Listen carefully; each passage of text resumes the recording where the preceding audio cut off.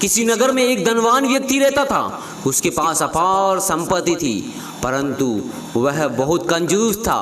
पदार्थों में सबसे कीमती पदार्थ सोना तो उसे बहुत प्रिय था। सोने की यह प्यास उसमें इतनी बढ़ी कि उसने अपनी जमीन जायदाद बेचकर सोने के सिक्के खरीद लिए। उसने सभी सोने के सिक्कों को एक संदूक में भर लिया। इसके बाद रात के अंधेरे में वह सोने से भरा संदूक जमीन में गाड़ दिया। कुछ दिन बाद धनवान उस सोने से भरे संदूक को लेकर बहुत चिंतित रहने लगा। वह प्रतिदिन उस स्थान पर जाता जहां सोने से भरा संदूक गड़ा हुआ था। वह उस स्थान की खुदाई करता और अपनी आंखों से सोना का संदूक देखने के बाद ही घर वापस आ जाता। वह दिन रात केवल सोने के विषय में ही सोचता रहता। इस सोने के चक्कर में वह अपनी पत्नी, अपने बच्चों और यहाँ तक कि अपना होश तक खो बैठा था। उसका प्रतिदिन उस स्थान पर जाना और भूमि खोदकर सोने से भरा संदूक देखना कई लोगों के मन में संदेह उत्पन्न करने लगा। उन्हीं में से एक चोर भी था। एक दिन वह एक पेड़ पर छिपकर बैठ गया और उस धनवान के आने की प्रतीक्षा करने लगा। वह कंजूस रात के अंधेरे में उस स्थान पर आया। चारों तरफ उसने ध्यान से देखा और फिर भूमि की खुदाई में जुट गया।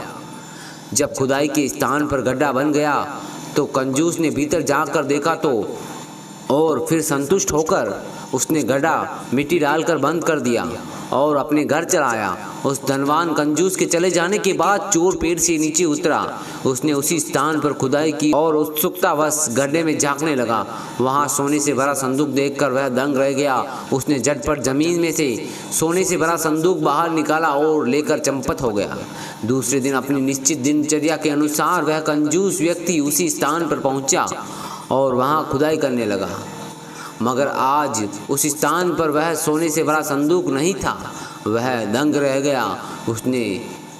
उसने चारों ओर खूब गहरी खुदाई की, मगर उसके हाथ कुछ नहीं लगा। बहुत देर बाद उसकी समझ में आया कि सोने से भरा संदूक किसी ने चुरा लिया था।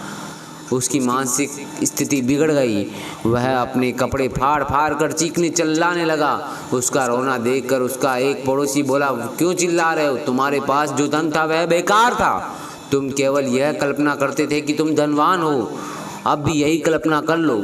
जहाँ सोना था वहाँ एक पत्थर रख लो और सोचते रहो कि सोना पड़ा है।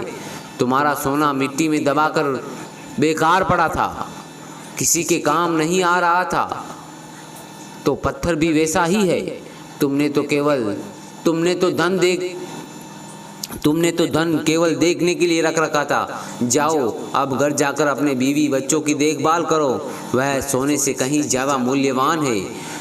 कहानी की बहुत ही प्यारी सीख दिमाग में उतार लो। धन का व्यर्थ संचय ना करो।